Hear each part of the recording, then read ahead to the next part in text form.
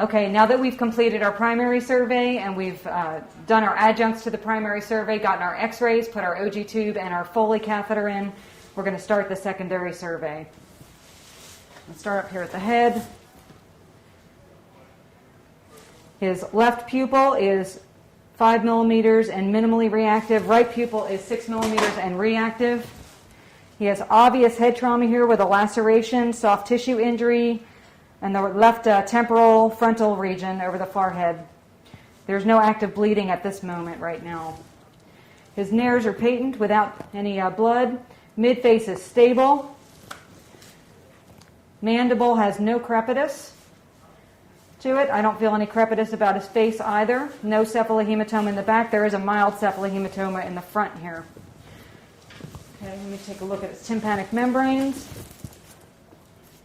The left tympanic membrane has some hemotympanum.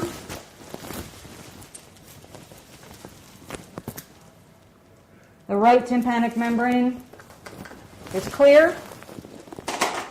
Okay, I'm going to move down to the neck here. Mark, if I could get you to come and hold C-spine so I can look at his anterior neck and feel his C-spine. Hold C-spine for me. Yes, ma'am. Okay, I'm going to release the anterior portion of the collar. There are no anterior hematomas. No carotid bruits. I'm going to reach behind you here and take a feel. No gross cervical spine step-offs. Okay, Mark, I'm going to put the collar back on. Thank you. Moving down, his chest has a large amount of ecchymosis to the lower anterior left chest. There's a mild amount of crepitus there. No true subcutaneous emphysema.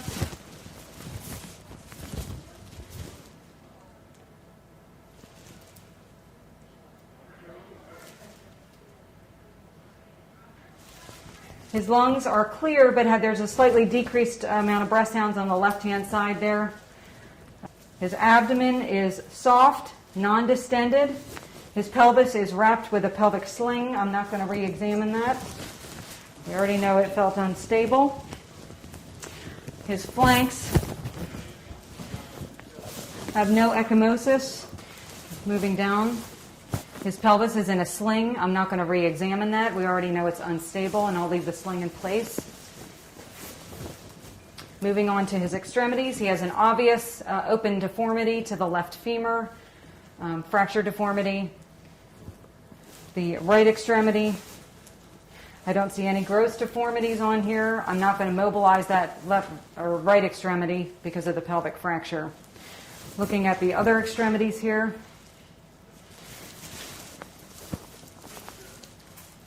no gross deformities on the upper extremities. Moving on to vascular.